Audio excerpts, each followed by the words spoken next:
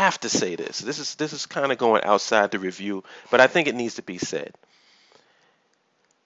Be careful what you ask for because you just might get it. For all of you so-called kaiju fans who are going on an active campaign, because a lot of them are going on an active campaign to trash this movie and dog it because you didn't get the amount of Godzilla that you felt you should have get, be careful what you ask for because you just might get it. After that 1998 version, studios were scared to death to do a Godzilla movie. The only reason why this movie was done is because the guy behind Legendary is a big kaiju fan. He wanted to, it's a passion movie for him. So he's like us. He wanted to see Godzilla done right.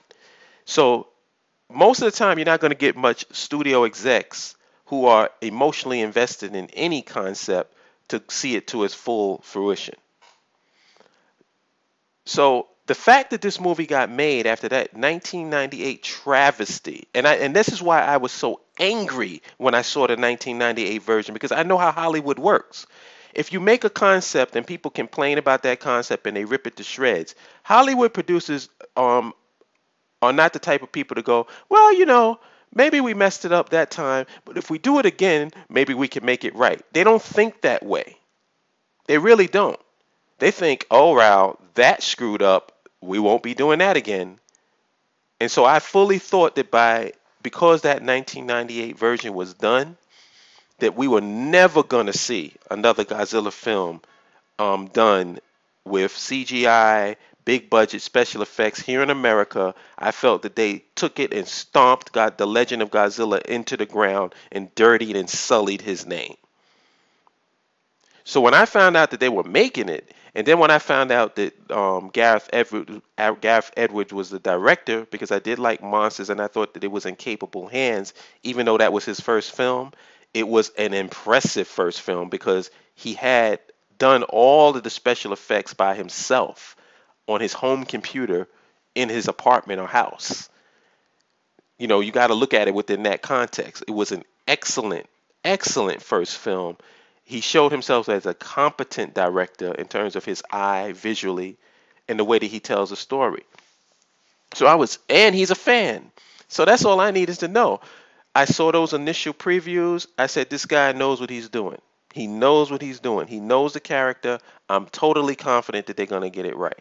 And when I went to see this movie, they fulfilled it. They got it right. You know what I'm saying? So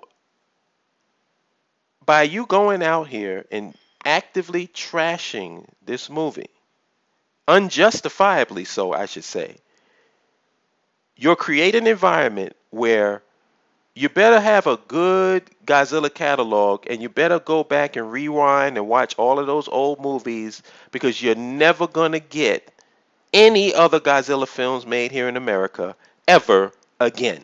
If this one is not successful, and by all accounts, it's going to be successful. This first weekend is going to be great. But if you guys are out there actively campaigning to trash this movie, and like I said, unjustifiably, I can understand you feeling that the movie wasn't perfect. I can understand you feeling that the movie wasn't a classic.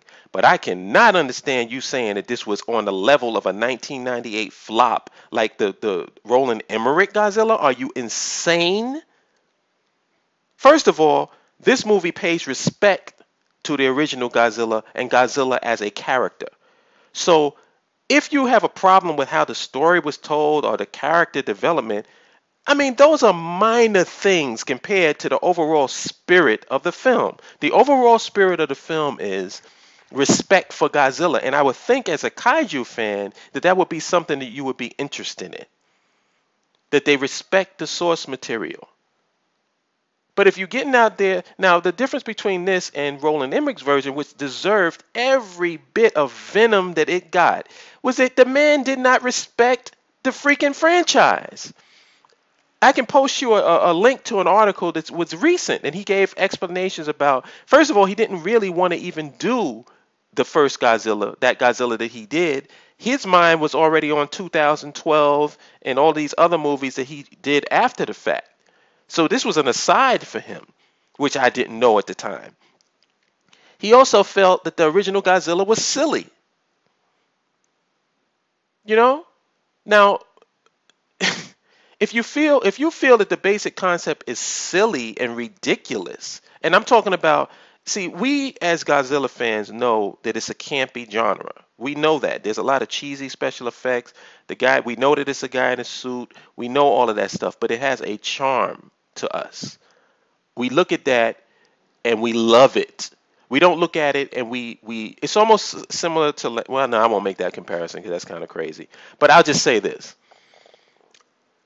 When we look at that and we look at Star Trek and we look at all of these things that have these cheesy special effects, that's not what embodies the spirit of why we love those things. We acknowledge them and we see them. And for casual people that don't have or who are not emotionally invested in the genre, I can understand why you perceive things a certain way. Um, People don't like wrestling. I happen to like wrestling. I can understand why you don't like wrestling. Because if you're looking at wrestling like you do basketball, football, boxing, or UFC, then of course you're not going to like wrestling. Wrestling is entertainment at its core. It's athleticism involved, but at its core, it's entertainment. So you don't look at it like you do a boxing match. When Daniel Bryan goes against Kane, it's not like Anderson Silva going against GSP. It's not the same. You don't look at it the same. It's total entertainment value with some athleticism mixed in. So it can't be, you have to understand the genre if you are going to approach the material. If you're approaching the material with this, damn, this is freaking stupid. How can I make this work?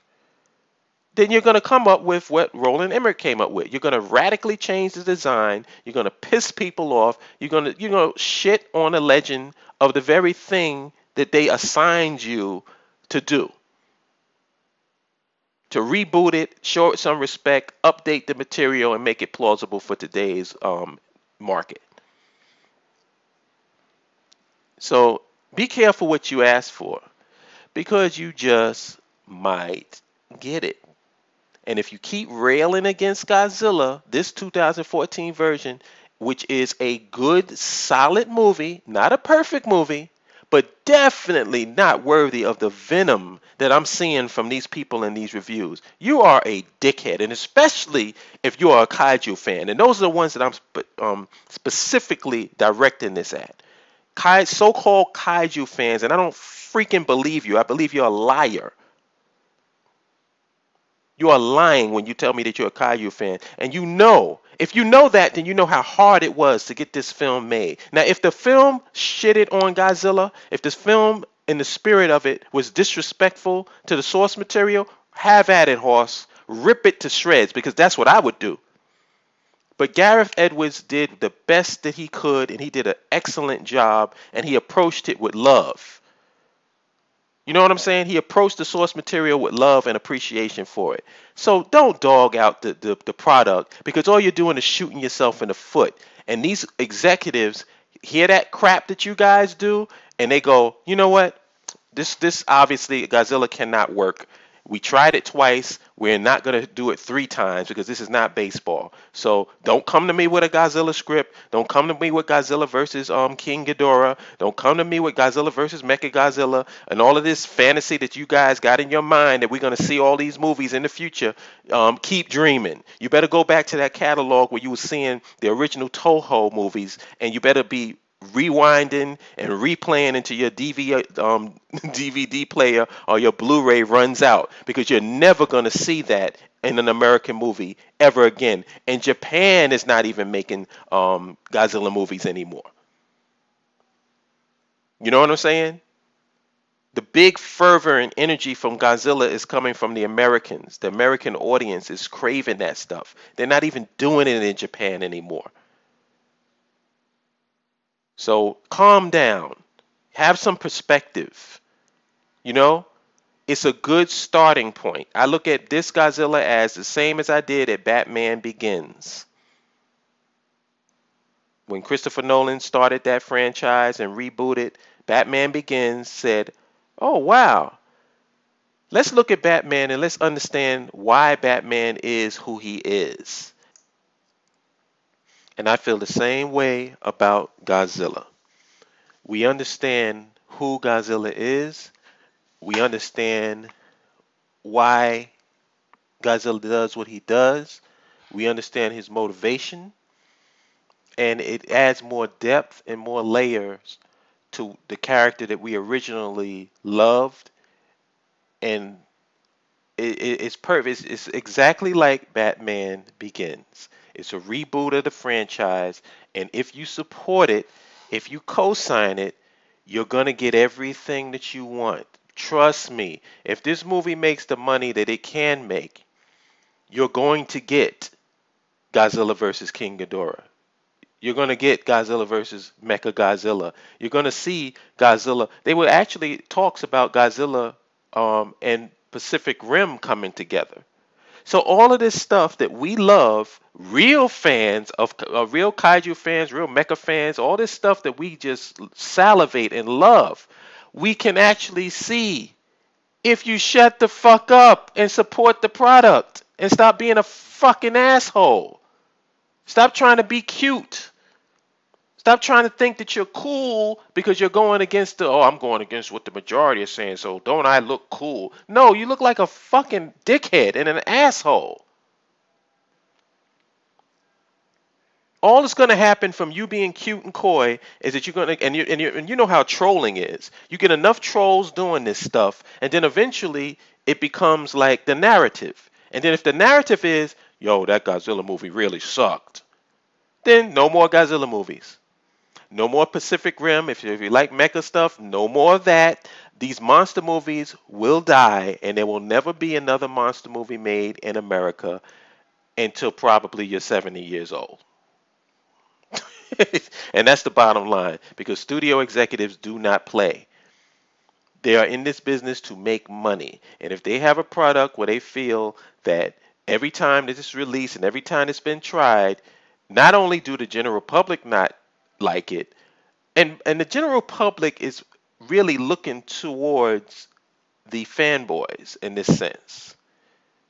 You know what I'm saying? Like, I noticed that with Marvel. Like, when the end of Avengers happened, which the first Avengers, which blew my mind. When I was in the theater and I saw the profile of Thanos, I was like everybody else. I was like, "Oh shit, no way!"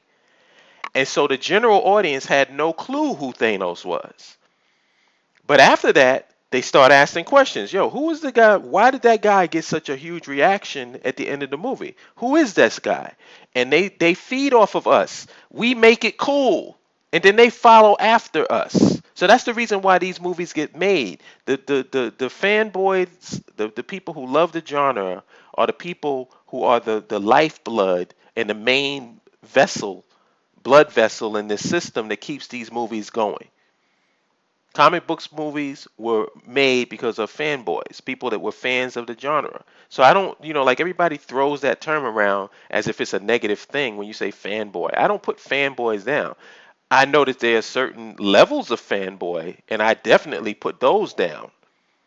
Like the people that are so pure that they don't understand that you have to take source material and translate it for a cinematic universe.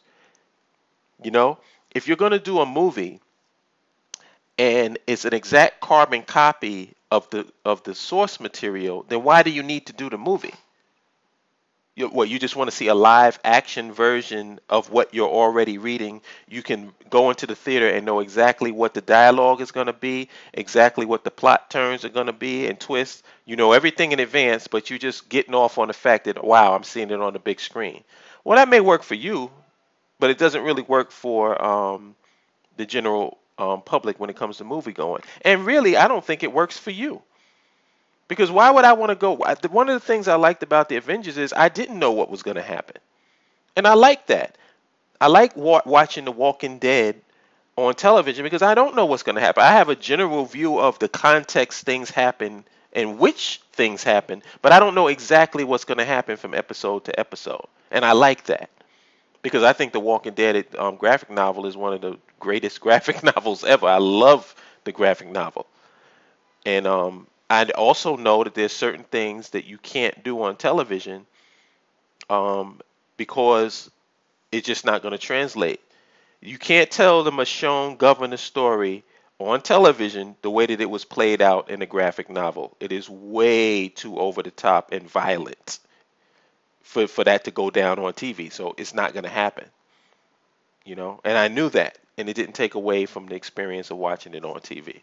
So basically, bottom line to this whole thing is be careful what you ask for because you just might get it. Talk to you good people later. Peace.